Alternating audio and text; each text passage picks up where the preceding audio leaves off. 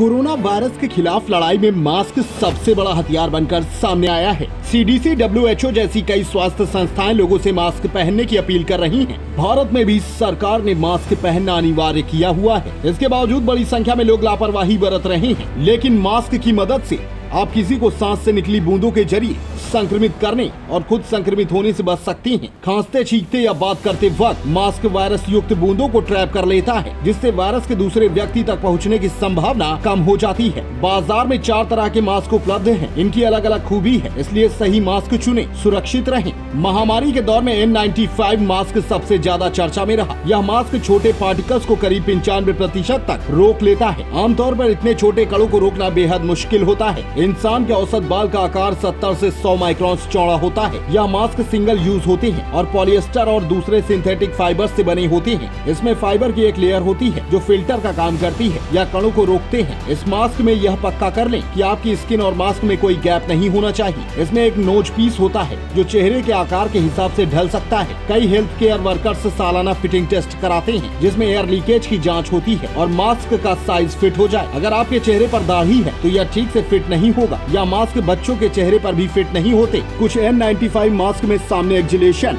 Valve होते हैं, जिससे सांस लेने में आसानी होती है। यह मास्क आमतौर पर कंस्ट्रक्शन में उपयोग होते हैं। वॉल्व वाले मास्क हॉस्पिटल के ऑपरेशन रूम जैसी जगहों में उपयोग नहीं करने चाहिए। ऐसे में यह आपके सांस लेने पर दूसरों की सुरक्षा नहीं करता है। इस तरह के मास्क कई प्रकार के होते हैं और N95 से कम प्रभावी होते हैं। इनमें से कुछ मास्क लैब कंडीशन के अंदर 60 से 80% छोटे कणों को रोक लेते हैं। अगर आपने मेडिकल मास्क को ठीक तरह से पहना है तो यह कोरोना वायरस को रोकने में मददगार हो सकते हैं। आमतौर पर मेडिकल मास्क सांस लेने लायक और पेपर जैसे सिंथेटिक फाइबर से बने होते हैं। यह रेक्टेंगल शेप में होते हैं और प्लेट्स बनी होती हैं। इसके आकार के कारण यह चेहरे पर आराम से फैलकर फिट हो जाता है। यह मास्क डिस्पोजेबल होते हैं और एक बार के उपयोग के लिए बने होते हैं। यह मास्क आपको बड़ी बूंदों से बचाते हैं, लेकिन चेहरे पर ढीले होने के कारण यह N95 के मुकाबले कम असरदार होते हैं। मेडिकल मास्क की कम सप्लाई के कारण कई लोगों ने घर में बने मास्क का उपयोग किया। अगर अच्छे फैब्रिक और बेहतर ढंग से इसका निर्माण किया गया है तो यह मेडिकल मास्क जैसी सुरक्षा देता है। एक अच्छा होम मेड मास्क ऐसे मटेरियल से तैयार किया जाता है जो वायरस पार्टिकल को रोकने में सक्षम होता है। यह कॉटन फैब्रिक से बने होते हैं। ऐसे मास्क का निर्माण हैवी कॉटन टी-शर्ट से भी किया जा सकता है।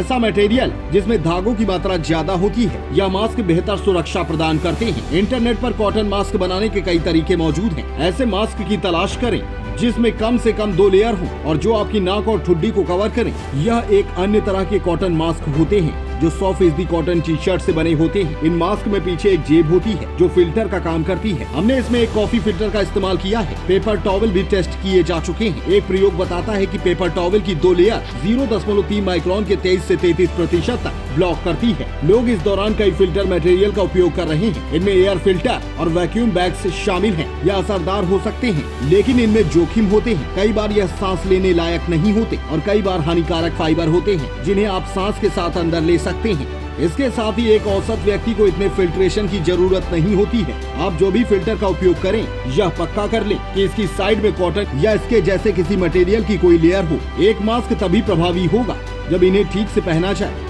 बाहर या किसी सार्वजनिक जगहों पर जाते समय हर वक्त मास्क पहनना चाहिए। याद रखें, इन्हें बार बार ऊपर नीचे न करें।